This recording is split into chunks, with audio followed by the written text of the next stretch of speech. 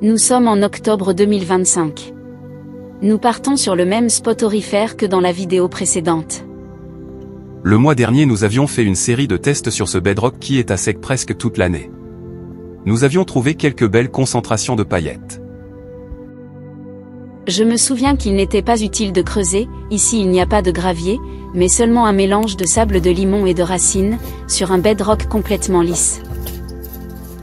Oui, c'est bien pratique, tu peux faire un pan en quelques minutes. Sur ce spot il n'y a pas de batté à moins de 30 paillettes. J'ai même eu la surprise d'en compter jusqu'à 100 dans un seul pan. À cet endroit, en période de crue, il y a plusieurs mètres d'eau. Le bedrock est alors parcouru par des tonnes de sédiments. Les cavités et les failles se remplissent alors de sable, de limon et de paillettes. La dernière fois, tu avais déjà testé dans ce coin, et je me souviens que ça brillait pas mal au fond du pan. Ici, on est au début du bedrock à sec, et c'est bien par là que les paillettes arrivent au moment des crues.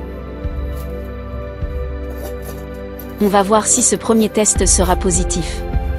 Je vois qu'il n'y a que du sable et du limon. Le lavage ne devrait pas prendre beaucoup de temps.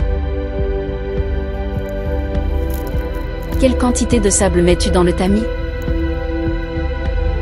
Le tamis peut contenir entre 3 et 4 litres. On va commencer par séparer le sable des racines, et continuer le lavage jusqu'à ne voir plus que du sable noir.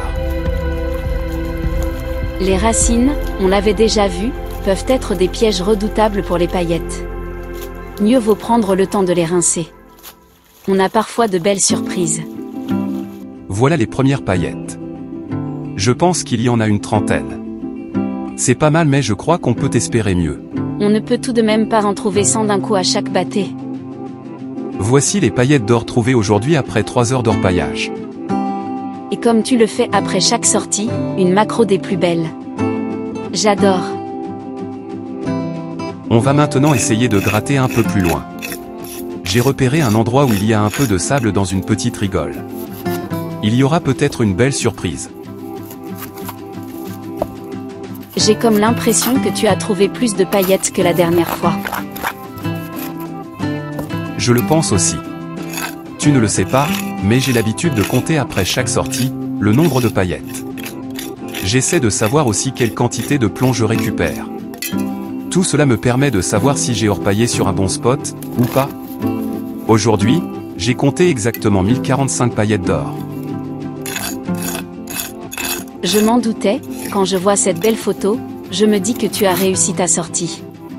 Et je ne me lasse pas de répéter que j'adore cette présentation des plus belles paillettes en mode macro. Et pour en trouver autant, combien de battés as-tu faites? J'aimerais savoir aussi quelle quantité de sable tu as lavé. J'ai fait environ une quinzaine de battés, avec à chaque fois 3 litres de sable, ça représente un volume de 45 litres, avec une durée d'orpaillage de 3 heures. Je pensais qu'il fallait traiter bien plus de sable pour obtenir ce résultat. Quand tu ne laves que du sable mélangé à du limon et des racines, c'est assez rapide. Tu fais une battée en seulement quelques minutes. J'imagine que tu passes plus de temps à choisir le bon endroit pour prélever le sable.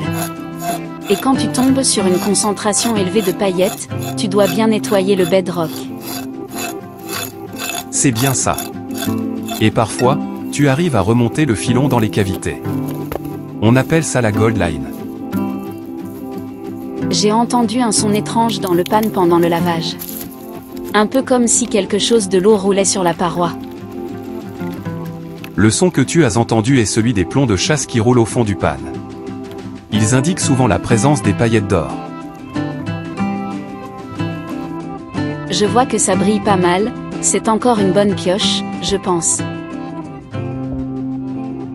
Je vais maintenant regrouper dans le pan l'ensemble des paillettes trouvées aujourd'hui. Il ne restera alors qu'une ultime étape, séparer l'or du sable noir. J'aspire tous ces jolis points dorés avec la pipette et je finaliserai l'opération à la maison. Merci d'avoir suivi cette vidéo. À bientôt dans la vallée de la Cèze.